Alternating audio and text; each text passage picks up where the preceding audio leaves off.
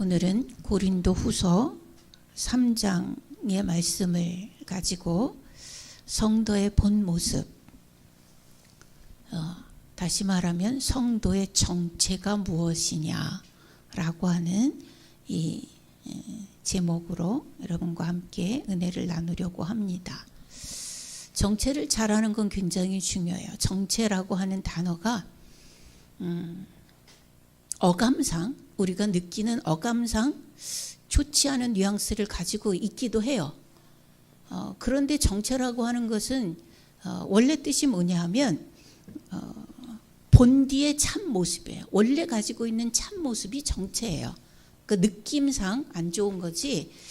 예를 들면 우리가 어린이 그러면 느낌 좋잖아요. 아이들의 그 밝고 칼칼거리고 웃고 천진난만하고 이런 느낌이 오잖아요. 젊은이 그러면 좀 힘있고 좀 싱그럽고 이런 힘들이 느껴지는데 똑같은 말인데 늙은이 그러면 욕 같잖아요. 이런 그런 느낌인데 정체가 무엇이냐, 원래 본디의 모습이 진짜 모습이 무엇이냐, 그런 좀 고민을 해보고 싶습니다. 왜냐하면 자기를 잘 알아야 돼요. 정체감, 자기를 잘 알아야 뭔가 자존감도 높아지죠. 자존심이 높으면 그건 열등감이에요. 자존심은 열등감인데 자존감은 정체를 바르게 알고 그 부분에 대해서 자부심을 갖는 것, 자신감을 갖는 것, 이런 것이지요. 어렸을 때 저는 위로 오빠만 둘이어서 맨날 놀고 하는 짓이 남자들이 하는 것만 쫓아다니면서 했습니다. 한번 이런 일이 있었어요. 기억이 나는데 오빠들이 그 군대 놀이를 많이 하는 거예요. 근데 나도 하고 싶은데 안 끼워줘요. 그래서 억지로 울며 불며 쫓아가서 끼웠습니다. 근데 뭔지도 모르죠. 뭐 어리니까. 뭐 한 5-6살 됐던 것 같은데 학교 들어가기 전이었는데 막 숨어 다녀요. 뭐 동네 오빠들이 다 숨어 다녀. 네. 그런데 누구를 만나면 암호 그러는 거예요. 암호. 그럼 그 암호를 대야 돼. 근데 암호가 틀리면 아군이 아니라 적군이에요. 그럼 이제 그가 가지고는 신분증, 뭐 자기들끼리 종이에다 요만한 데 써서 뭐 소위, 쫄병 뭐 이런 걸 썼던 것 같아요. 그래서 그걸 내놓으면 이제 급이 높은 사람이 뺏어가는 거예요. 그럼 이 사람은 이제 죽인 거죠. 암호라고 하는 것이 정체를 말하는 거죠. 우리가 38선이 있기 때문에 군인들이 철책을 지키는데 누가 미상의 물체가 다가오면 암호 하고 총을 겨누죠. 그러면 암호를 제대로 대면 아군이지만 대지 못하거나 딴 걸 대면 그대로 사살해 버린단 말이죠. 그럼 죽는 거예요. 이 정체라고 하는 것, 암호 이꼴 정체라고 하는 것은 굉장히 자기 자신을 확인하는 데 중요한 도구다라고 볼 수가 있어요. 자, 그렇다면 우리 성도는 마귀가 암호 했을 때 뭐라고 될래요? 세상 사람들이 암호 하면 우리는 뭐라고 돼야 되죠? 또 성령님이 암호 그러면 뭐라고 돼요? 총이 이렇게 나를 향해서 겨냥되어 있다고 하면 암호 했을 때 뭐라고 될래요? 이 얘기를 오늘을 좀 해보자 라고 하는 거예요. 자, 우리의 정체, 우리가 외쳐야 될 암호는 뭐냐 하면 3절 같이 읽어봅니다. 3절 시작. 너희는 우리로 말미암아 나타난 그리스도의 편지니 이는 먹으로 쓴 것이 아니요 오직 살아계신 하나님의 영으로 쓴 것이며 또 돌판에 쓴 것이 아니요 오직 육의 마음판에 쓴 것이라. 암호 했을 때 뭐라고 얘기해야 돼? 우리의 정체가 뭐예요? 나는 그리스도의 편지 이렇게 알고 믿고 말해야 된다라고 하는 거예요. 그리스도의 편지. 여러분 편지가 뭐지요? 보낸 사람이 있고 받을 사람이 있지요. 편지에는 뭐를 써요? 중요한 내가 전달하고자 하는 중요한 내용을 쓰지요.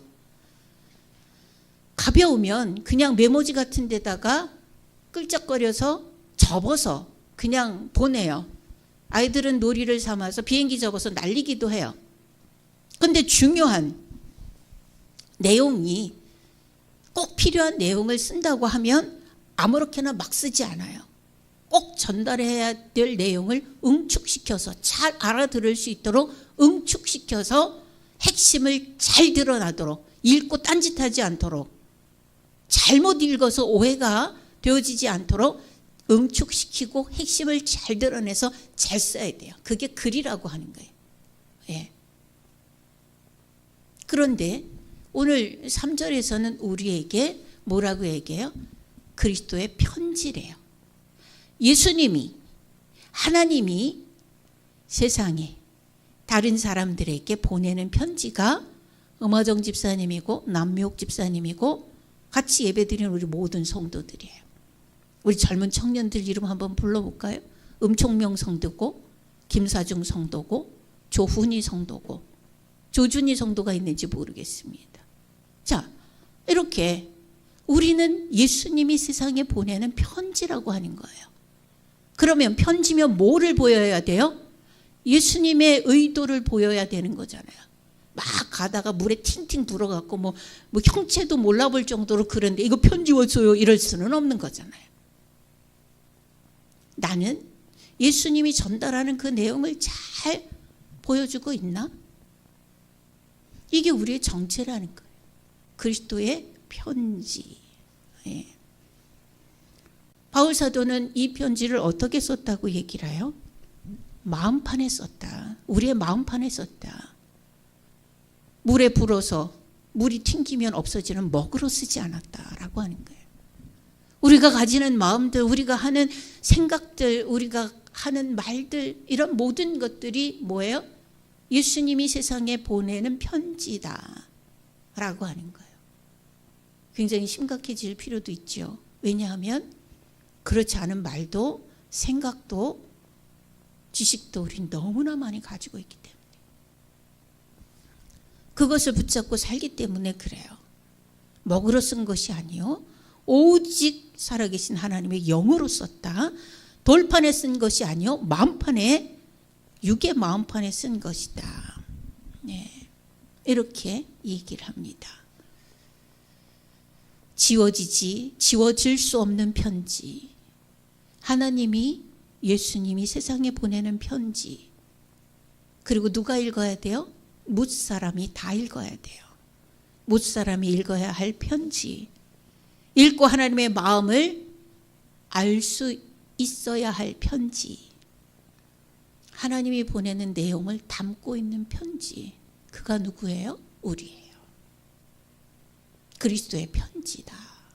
이게 성도의 본 모습이다 라고 하는 거예요.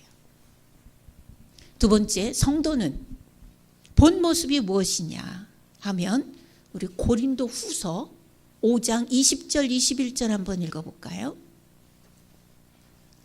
고린도 후서 5장입니다.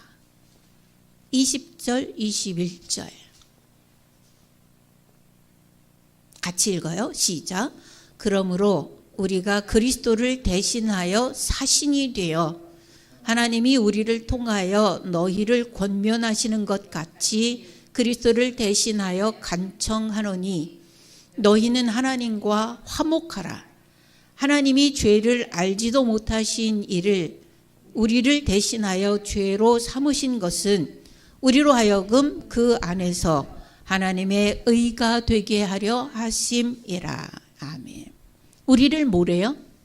그리스도의 사신이래요. 사신, 그리스도의 사신. 사신이라고 하는 이 단어를 국어사전에 찾아보면 한 5-6개가 나와요. 그러나 여기에서는 의미하고 있는 이 사신이라는 얘기는 뭐냐면 나라의 명을 받아서 외국에 파견되는 신하, 이쪽 나라에서 이쪽 나라로 보내는 거예요. 편지만 보내지 않고 중요한 일일수록 높은 고관 대작을 보내요. 그죠? 그게 사신이에요. 지금도 역시 외교 사절이라고 해서 보내지요. 예. 외무부 장관이 갈 수도 있고 외무부의 직원이 갈 수도 있고 더 귀중한 일이면 총리를 보내기도 하고 진짜 중요한 일이면 대통령이 직접 가고, 이게 사신이에요. 나라의 사신. 우리를 뭐라고 얘기를 하는가 하면 그리스도를 대신한 사신이다, 이렇게 얘기를 해요. 얼마나 중요한 일이에요. 하나님의 명을 받아서 세상에 파견된 신하가 우리란 말이에요. 하나님의 명을 받아서 세상에 파송된 신하. 아무개, 최아무개, 남아무개, 김아무개, 조아무개. 우리 모두가 성도는 하나님의 명을 받아서 세상에 파송된 신하란 말입니다. 그 신하가 해야 될 일은 뭐예요? 오늘 본문에 찾아보세요. 그 신하가 해야 될 일은 뭐예요? 우리가 그리스도를 대신하여 사신이 돼서 뭐를 하래요? 하나님이 우리를 통하여 너희를 권면하는 것 같이 그리스도를 대신하여 간청하노니, 다 같이 읽어요. 시작. 너희는 하나님과 화목하라. 하나님과 화목하라. 그리스도가 하셨던 것을 연장해서 하나님과 화목하게 하는 일을 하는 사신. 누가요? 성도가, 우리는 그런 존재들이에요. 하나님께서 그래서 편지를 세상에 우리라고 하는, 성도라고 하는 사람들을 편지로 보냈고, 그리고 하나님의 명을 받아 성도라고 하는 이름에 하나님의 자녀들을 세상에 보낸 거예요. 외교 사절처럼, 대통령처럼 하나님의 자녀를 세상에 보냈어요. 무엇하라고? 그렇게 하면 하나님과 불화하게 돼. 그렇게 하면 안 돼. 하나님과 우리는 화목해야 돼. 그래서 본문에서 뭐라 그래요? 그리스도를 대신하여, 그리스도를 연장하여, 이렇게 얘기하죠. 그리스도를 대신하여 간청하노니. 우리는 그리스도가 하신 일, 그것을 연장해서 해야 돼요. 예수님 뭐 하셨어요? 사람과 하나님 사이가 닫혔어요. 그래서 지성소에 성막이 있어요. 들어가지 못해요. 하나님의 존전에 들어가지 못해요. 그래서 예수님께서 자기 십자가에 못 박혀 죽으시면서 휘장이 어떻게 됐어요? 위에서 아래로 쫙 찢어졌죠. 하나님께서 이제는 휘장 없이 직접 만나겠다. 예수님을 통하여. 그럼 우리는 뭐 해야 돼요? 가서 역시 가로막혀 있는 그들의 삶과 행위와 인생관과 이런 모든 것들로 가로막혀 있는 그것을 찢고 하나님 앞에 나아갈 수 있도록 그들을 권면하고 세워야 해요. 이게 성도예요. 사신이에요. 하나님의 명을 받아 세상에 파송되어진 성도의 정체예요, 이것이. 여러분, 우리는 지금 굉장히 복받은 나라에 살고 있어요. 세계 10위의 경제 대국이에요. 강국이에요. 우리는 쬐끄만 나라예요. 맹장 같은 꼬리 붙어 있는 나라예요. 그것도 반으로 쪼개져서 요만해요. 세계 전도를 보면 손가락 마디 하나도 안 돼요. 요만한 나라예요. 근데 세계 사람들이 우리나라를 너무너무 신기해하고 부러워하는 것들이 많이 있어요. 치안이 그래요. 국민들이 안전하게 살 수 있도록 보호되어지는 나라가 이 나라예요. 유럽 사람들이 동남아의 미개국 죄송합니다. 이런 말씀은 안 되는 것 같은데, 아직 힘들고 어려운 나라들은 그렇다 치더라도 유럽만 가더라도요, 화장실이 그렇게 개방되어져 있지 않답니다. 깨끗하지도 않고. 어디 신문에 보니까 유럽은 왜 화장실 인심이 나쁠까? 이런 컬럼도 있더라고요. 우리나라는요, 어디를 가든지 깨끗한 화장실, 어디를 가든지 다 휴지까지 다 걸려있는, 돈도 안 받아요. 여러분, 외국 나가면 화장실 가려면 다 돈 내야 들어가잖아요. 우린 돈도 안 받아요. 그 중국 사람들이 맨 처음에 왔을 때 화장실에서 휴지 그거 말아갖고 돌아다니느라고 얼마나 대단했나 몰라요. 지금 안 그러는지 모르겠는데. 이 나라가 왜 그랬을까? 이 나라가 어떻게 이렇게 잘 살게 되었을까? 저는요, 설교를 준비하면서 어디에서 발언이 됐을까? 물론 이승만 대통령이 영으로 이 나라를 열은 거 맞아요. 참 고맙지요. 기도하면서 헌법을 만들었고 이 나라를 하나님 앞에 성경에 손을 얹고 성서를 하고 이 나라를 세워놓은 거 맞습니다. 그런데요, 거기에 더해서 이 나라는요, 우리 대한민국은 조선시대부터 우상숭배를 징글징글하게 많이 했던 나라예요. 개인적으로 제사만 많이 한 것이 아니라 동네마다 선앙당이라고 그래고 큰 나무에는 다 빨간 줄 노란 줄 다 걸어놓고 그 밑에다가 맨날 먹을 것 지 먹을 것도 없는데 맨날 갖다 뭔가들을 갖다 놓고 빌어, 이런 나라예요. 근데 이걸 누가 없앴어요? 박정희 대통령이 없앴어요. 그는 예수님 믿는 사람은 아니에요. 분명히 아니에요. 그런데요, 여러분, 우리는 60년대에 다 국민학교를 들어간 사람들이잖아요. 국민학교 때 학교 다닐 때 선생님들이 늘 얘기했던 거 기억나요? 아직도. 미신이다. 미신은 타파해야 된다. 미신이라고 하는 이름으로 굉장히 학교에서 많이 가르쳤어요. 그래서 괜히 기독교를 옹호해 주는 것이 아님에도 불구하고 우쭐했다고요. 왜? 우리 교회 다니는 사람들은 그것을 아예 처음부터 아니라고 얘기를 했기 때문에 학교에서, 나라에서 그런 거 똑같이 그런 거 아니라고 얘기해 주니까 얼마나 자부감이 느껴졌었는지 몰라요. 지금은 동네마다 그 선앙당 없잖아요. 잘 먹고 잘 살게 되니까 이제 슬금슬금 우상숭배 문화가 올라오기도 하는데요. 예, 이런 일들이 있었어요. 미신은 타파해야 된다.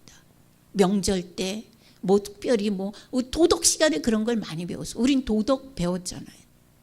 많이 배웠어요. 예. 그러면서 많은 사람들이 기도하게 되고 하나님과 화목하게 됐었어요. 그러나 지금은 제가 두 가지 예를 지금 들으려고 하는데요. 다 이 예는 어떤 사람들 얘기냐면 안 믿는 사람들 얘기가 아니라 믿는 사람들 얘기고 특별히 목회자 자녀의 이야기이기도 해요. 우리 선생님 중에 친분 있는 어떤 선생님이 있어요. 우리 선생님 얘기가 아니라 우리 선생님의 친분이 있는 사람 얘기예요. 그 사람 목회자 자녀예요. 네. 음악을 전공했고요. 음악을 가지고 지금 아이들을 가르치는 그런 위치에 있는 사람이에요. 근데 이 사람이요, 언젠가부터 길거리에 있는 고양이 밥을, 사료를 이렇게 주고 다니는데 그거 엄청나대요. 사료가 너무 비싸다고 우리 선생님한테 싼 거를 좀 찾아달라고 이렇게 이제 부탁을 하기도 하고 이런다고 해요. 근데 들어보니까 고양이 사료가 개 사료보다 비싸다고 해요. 그리고 이 고양이들이 아무거나 준다고 잘 먹지 않는데요. 우리 선생님이 이제 아버지가 생물 선생님이었대요. 근데 그 아버지가 늘 얘기했던 거는 짐승은 짐승처럼 길러야 된다. 그래서 짐승은 밖에 놓고 길러야지 안 해놓고 기르는 거 아니다. 그래서 자기네도 굉장히 강아지를 좋아했었는데 한 번도 안 해놓고 기른 적 없다. 이런 얘기를 한단 말이에요. 근데 그 선생님이 그랬대요. 옛날에 우리는 짐승들 기를 때 먹다 남은 밥이나 사람 먹는 거 이렇게 주고, 물론 뭐 짐승들은 간을 먹으면 안 된대요. 신장이 망가진대요. 그래서 이제 씻어서 주거나 뭐 이렇게 물 넣고 싱겁게 끓여서 주거나 뭐 이렇게 했던 것 기억이 나는데, 그렇게 주면 안 되냐 그렇게 얘기를 했더니 안 된다고. 요즘 고양이들은 아무거나 안 먹는다고. 그래서 참치 캔이나 닭고기 캔이나 이런 것들을 줘야 된다고. 그럼 비싸지. 사람 먹는 것도 비싼데 짐승 먹는 게 짐승이라 그래서 그게 싸겠냐고요. 원재료가 비싼 건데. 그래서 그게 비용이 애로사항이다. 제가 아는 집사님도 광교산에 다니는데요. 매일 비가 오나 눈이 오나 일주일에 3번씩 꼭 간대요. 눈이 막 이만큼 쌓여 있는데도 거기 가는 거를 경기일보 기자가 찍어서 사진에 신문에 냈더라고요. 근데 왜 그렇게 가냐 그러니까 자기가 안 가면 고양이들이 굶는다는 거죠. 예. 자, 우리는 여기서 이 생각을 해야 돼요. 사람이 짐승을 학대하면 안 돼요. 학대라고 얘기하는 게 아니에요. 먹을 거 주지 말라라고 얘기하는 게 아니에요. 그런데 가만히 보면 사람들이 지금 하는 걸 보면 짐승이 사람 위에 올라가 있다. 짐승이 사람 위에 올라가 있다. 이 느낌을 갖게 해요. 가족한테도 저렇게 못할 텐데. 자식한테는 하지만 부모한테는 저렇게 못하는데. 이런 생각을 하게 하는 모습들이 많아요. 빗나가도 한참 빗나갔죠. 지난주에 어떤 선생님이 와서 이제 수업 준비를 하면서 이런 얘기를 하다가 갑자기 교장 선생님 저 개모차 샀어요 이러는 거예요. 그래서 언뜻 못 알아들었어요. 개모차가 뭐예요? 그랬더니 개가 타고 다니는 유모차예요 이래요. 이 개모차래요 그게. 그래요? 왜 사셨어요? 그랬더니 산책 나갈 때 개 태우고 다녀야 돼서 샀어요 그러는 거예요. 그래서 선생님 산책이라고 하는 건 개 운동시키려고 나가는 거 아니에요? 근데 지가 걸어 다녀야 운동이 돼. 사람도 걸어 다니라는데 걸어 다녀야 운동이 되지 개모차에다 태우고 가면 그게 운동이 돼요? 그랬더니 우리 강아지가요 무릎이 다리가 약해요. 그래서 오래 걸으면 다리 아파해서 조금 걷고 타야 된다는 거예요. 자기가 한번 개모차 사기 전에는 안 왔는데 무거워서 못 타겠더라는 거예요. 그래서 개모차를 샀대. 자, 이런 것들만 골라 얘기해서 그렇지만 저는 그런 얘기를 들으면서 이게 뭐지? 이게 완전 뒤범벅이 됐다라는 생각이 들어요. 뒤범벅이 됐다. 성도는 개를 기르지 말라. 성도는 고양이를 먹이지 말라. 이 얘기가 아닌 거는 여러분 구별을 해 주셔야 돼요. 그런데 도가 지나치다.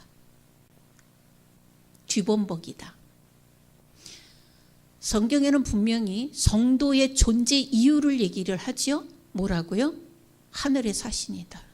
하나님의 사신이다. 예수님의 사신이다. 그러면 가서 뭐 하라고요? 화목하라고. 누구랑? 하나님이랑 화목해야 된다. 예수님이랑 화목해야 된다를 나는 몸으로 보여줘야 돼요. 인격으로 보여줘야 돼요. 행동으로 보여줘야 돼요. 걔가 예수님 영접하고 천국 가는 존재가 아니거든요. 고양이가. 개 엄마가 돼서 천국 가는 건 아니거든요. 우리가 세상에 살면서 그거에 목숨을 걸고 그것만 하면서 사는 그런 존재들이어야 되는 거 아니거든요. 예. 뭐가 뭔지 모르겠어요. 이야기가 살짝 빗나갔나요? 다시 본문으로 돌아가. 본문에서 강조하고 있는 강조점은 뭐냐 하면 우리는 그리스도의 사진이 되었다는 얘기예요. 그리스도의 사진이다. 모든 사람이 하나님과 화목하게 하는 일, 그 일을 하도록 명받았다. 예. 그 일을 하도록 명받았다. 지금도 그래서 이 땅의 우상을 쫓아내도록, 버리도록 계몽하고 국민들을 그렇게 세워간 박정희 대통령이 영웅인 거죠. 영적으로 봐도 그가 예수님을 믿지는 않았지만 참 안타까워. 예수님 믿고 천국 갔으면 얼마나 좋겠어요. 모르겠어요. 대통령으로 재임하는 기간에 많은 목사님들을 만났으니 누군가에 의해서 복음을 전달받았고 예수님을 영접하고 그랬는지는 잘 모르겠지만 어쨌든지 이 땅에서 우상을 몰아낸 그 공로만큼은 하나님 믿는 우리의 입장에서 보면 참 멋진 지도자였다. 우리가 그 일을 해야 된다고요. 우리가 우리 주변에 있는 많은 사람들에게 우리가 이 일을 전달해야 된다고요. 저 사람은 그냥 저런가 보다 그러고 말면 안 돼. 성도의 본분에서 빗나가 있으면 그건 아니지 않아? 라고 한 번쯤은 얘기를 해볼 수 있어야 되지 않아요? 결정은 그가 해야 되지만, 그러나 우리가 성경에서 하나님이, 예수님이, 성령님이 이끄시는 대로, 말씀하시는 대로 그 말씀에 비추어서 볼 때 빗나갔으면 우리는 분명히 얘기해야 된다고요. 정말 그를 사랑하거나 정말 내가 하나님의 백성이라고 하는 정체감, 암호를 댈 수 있는 사람이라고 하면 말해야 돼요. 그거 아니지 않을까? 한 번쯤은 도전을 한번 해봐야 되는 거죠. 그건 아니잖아.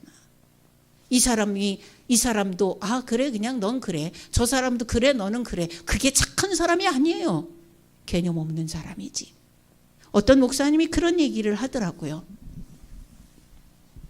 착한 사람, 무조건 착한 사람보다 전도하는 악질이 낫다. 무슨 얘기일까요? 여러분, 성경의 말씀에 대한 자신감을 갖고, 확신을 갖고, 믿음을 갖고, 하나님의 자녀가 무엇하는 사람인지에 대한 개념을 분명히 갖고 세상에서 그것을 나타내어 말하고 세워가는 사람이라고 하면, 견고한 그 믿음이 있다고 하면 악질이 낫다. 이래도 흥 저래도 흥이면 우리는 이단을 만나면 이단도 옳다 할 거예요. 다른 종교에도 구원이 있다고 얘기하는 그런 사람들과 같아질 거예요. 이래도 흥 저래도 흥이 얼마나 영적으로 위험한 상황을 만드는지 우리는 반드시 알아야 해요. 그게 얼마나 위험한 것인지 인지해야 해요. 그래서 저는 지금 여러분들에게 묻고 싶어요. 당신은 지금 무엇을 하고 있습니까? 그리스도의 사신이 돼서 나를 통해 빗나간 행동을 사람들이 버리고 있는가? 이건 도가 너무 지나쳤구나. 조절해야지. 라고 하는 생각을 하는가? 나를 통하여 사람들이 하나님과 관계를 회복해가고 있는가? 하나님 믿는 사람은 이래야 되겠구나. 하나님 믿는 사람들은 저렇구나. 그래서 하나님에 대한 관심을 갖도록 그런 삶을 살아가고 있는가? 예. 당신은 어떤 일을 하고 있습니까? 여러분 어떤 일을 하고 있어요? 그 외에도 성경에는 지금 두 가지를 제가 말씀드렸어요. 그리스도의 편지, 그리스도의 사신. 명받은 신하라는 얘기예요. 그 외에도 여러 가지 정체감에 대해서 말해요. 어떤 것들을 얘기하냐면 마태복음에 보면 세상의 빛이다, 소금이다, 혹은 향기다, 산 위의 동네다, 주의 종이다, 열매 맺는 가지다, 복음의 증인이다, 군사다, 이런 여러 가지 것들을 많이 얘기를 합니다. 공통적은 뭐예요? 뭔가가 그를 통해 보여진다라고 하는 거예요. 보여진다. 빛도 향기도 감출 수가 없어요. 깜깜한데 조그만 빛이요. 안 보일 것 같지요? 얼마나 위안을 주는지 몰라요. 제가 중국에서 선교할 때 너무 공항에서 잡혀서 저 남방 저 맨 아래 베트남 근처로 들어가 본 적이 있어요. 깊은 산골에 들어갔습니다. 근데 진짜 눈을 떴는데 아무것도 안 보이는 깜깜해. 밤에는요 깜깜해요. 정말 소름 끼치게 무섭더라고요. 진짜 깜깜하니까 눈앞에 있는 것도 하나도 안 보이니까 소름 끼치게 무섭더라고요. 그런데 그 앞에요 반딧불이 3개가 왔다 갔다 지나가는 거예요. 얼마나 희망이 생기는지요. 그 반딧불 불빛이 얼마나 밝은지 희망이 생기더라고요. 그 무서움이 사라지더라고요. 그 벌레 꽁지에 있는 그 불빛, 작은 불빛, 그것이 성경은 우리한테 얘기해요. 빛이다. 가만히 있어도 누군가에는 소망이 되고 누군가에게는 무서움을 물러가게 하는 작은 빛. 감출래야 감출 수 없는 그 빛. 가만히 있어도 그냥 냄새가 풍겨지는데요. 악취가 아니라 향기가. 이게 그리스도인, 이게 성도라고 하는 사람들이라는 거예요. 성경은. 예. 그냥 착함이 아니라 하나님이 말하는 옳음, 하나님이 말하는 선, 이것을 보이며 사는 사람. 물론 우리는 마태복음 5장 16절에 보면 너의 착한 행실과 선행으로, 착한 행실이라고 하는 것을 강조해요. 어디니 성경에는 어디든지 독종으로 살아라 이런 얘기는 하나도 없어요. 착하게 살아라, 선으로 살아라, 의로 살아라 이렇게 얘기하죠. 그런데 무조건 사람의 선을 얘기하는 게 아니고 사람의 의를 얘기하는 것이 아니라 하나님의 옳음과 하나님의 선, 하나님의 공의, 정의, 하나님의 법, 이것을 세상에 보이고 지옥으로 달려가는 사람들을 거기서 멈춰 세우게 하는 그런 일들을 하는 사람. 누구요? 성도. 성도라고 하는 거예요. 성도. 그런데 어떻게 보면 우리 주변에 있는 많은 사람들이 저를 포함하겠죠. 뭐 저는 아니라고, 나는 100% 아니야 그렇게 저도 말 못하겠는데요. 어떤 때는 나도 꼭 마귀 나라의 세작 같아. 간첩 같아. 믿음 생활에 죄를 끼얹고 하나님의 옳음을 보여주지 못하고 나 때문에 실족하게 하고 예수 믿는 것들이 저래? 그런 얘기 듣게 할 수도 있잖아요. 그게 뭐예요? 마귀 나라의 세작, 마귀 나라에 파송된 간첩이지, 마귀에게 명받고 온 마귀 나라 사신이죠. 우리는 그리스도의 사신이어야 되는데 마귀 나라 사신일 수도 있어요. 하나님의 영광을 가리는 그런 사람이 아니라 걸어다니는 편지, 살아있는 메신저가 되기를 주님의 이름으로 축원합니다. 기도하겠습니다. 하나님, 세상에 마지막으로 하나님의 메시지를 전할 메신저가 우리라고 하는 생각을 가지고 잘 버티고 잘 세워져서 잘 보여주게 하여 주시옵소서. 가리우지 않고 하나님을 잘 나타내는 그리스도의 편지, 그리스도의 사신이 되어지게 하여 주옵소서. 흐리멍텅하고 티미하게 그렇게 복음도 아니고 마귀의 편지도 아닌 그런 삶을 어정쩡하게 사는 우리의 태도들을 이제 이 시간 이후로 완전히 버리고 변화되어져서 향기 나는, 빛이 나는 그런 하나님의 메신저의 삶으로 우뚝 서게 하옵소서. 예수님 이름으로 기도하옵나이다. 아멘.